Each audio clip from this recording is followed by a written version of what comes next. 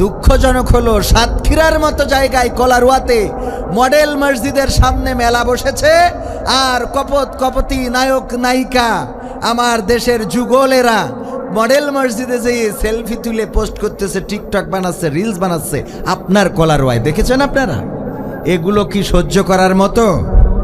ওবায়দুল কাদের কাকা থাকলে বলতো এটা মানা যায় না,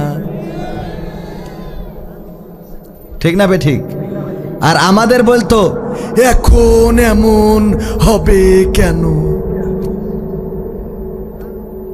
তোমরা তো চাইলা দেশের পরিবর্তন, তো সেই পরিবর্তন কি এই যে মসজিদের ছাদের উপরে পাবনাতে আমরা দেখেছি মসজিদের ছাদের উপরে বসে কনসার্ট দেখছে, না ড্যান্স নাচ গানগুলো দেখা হচ্ছে। পহেলা বৈশাখকে কেন্দ্র করে মসজিদের ছাদে মসজিদের ওয়ালে দেওয়ালে বসে এই অনুষ্ঠানগুলো যারা দেখছে ওরা হিন্দুর সন্তান নয়, ওরা মুসলমানের সন্তান। তাদেরকে বলতে চাই যদি আল্লাহর ভয় অন্তত অন্তরে জারি থাকতো তাহলে মসজিদের ছাদে উঠে অন্তত এই অপসংস্কৃতির অনুষ্ঠান তোমরা দেখতে না। এখন এইগুলো বন্ধ করবে কে? এই দেশে তো আইন আছে, বলতে গেলে তো অনেক কথা বলতে হয়। কয়েকদিন আগে কুষ্টিয়াতে এক ফকিরকে মেরে ফেললো, ফকির বা পীর, কথিত পীর যাই হোক না কেন, এই মেরে ফেলা ইসলামে নাই, কথা কয় না। আপনি মেরে ফেলা যদি থাকেও সেটা আইনের মধ্য দিয়ে আছে, আপনার ইচ্ছা মতো না। আপনার মনে চাইলো একজন আল্লাহকে অস্বীকার করেছে, আপনি মেরে ফেললেন, এটা তো করা যাবে না।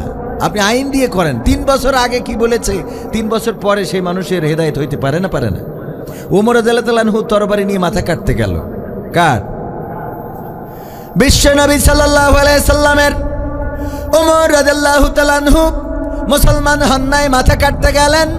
ঘটনা সবার জানা। বলল কে আছো?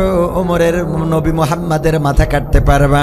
ওমর রাদিয়াল্লাহু তাআলা আনহু তরবারি বের করে বলল আমি পারবো। কাফেরেরা সবাই এক বাক্যে বলে দিল হ্যাঁ তোমার দ্বারা সম্ভব, তুমি পারবে।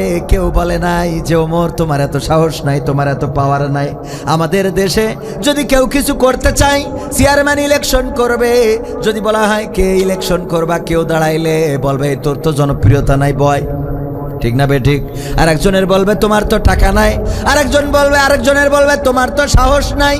কিন্তু ওমর রাদিয়াল্লাহু তাআলা আনহু যখন দাঁড়ালেন তার সাহস ছিল এত, শক্তি ছিল এত, সামাজিক অবস্থান এতটাই ভালো ছিল, কেউ বাধা দেয় নাই, কেউ প্রতিবাদ করে নাই। সবাই বলেছে এই কাজ ওমরের দিয়ে সম্ভব। ওমর রাদিয়াল্লাহু তাআলা আনহু ছুটে গেলেন।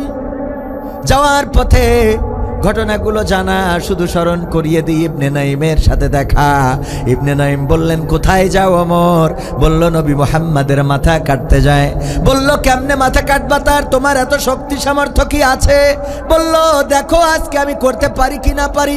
বলল যদি এত তোমার শক্তি থাকে, এই যে দুম্বার বাচ্চা, এখানে একটা ভেড়ার বাচ্চা, দুম্বার বাচ্চা দেখা যায়, এটা ধরতে পারো কিনা দেখি। ওমর রাদিয়াল্লাহু তাআলা আনহু বলল এটা সহজ কাজ। ধরার জন্য যখন দৌড়ালো ধরতে পারলো না, গরমে ঘেমে গেল, চেহারাটা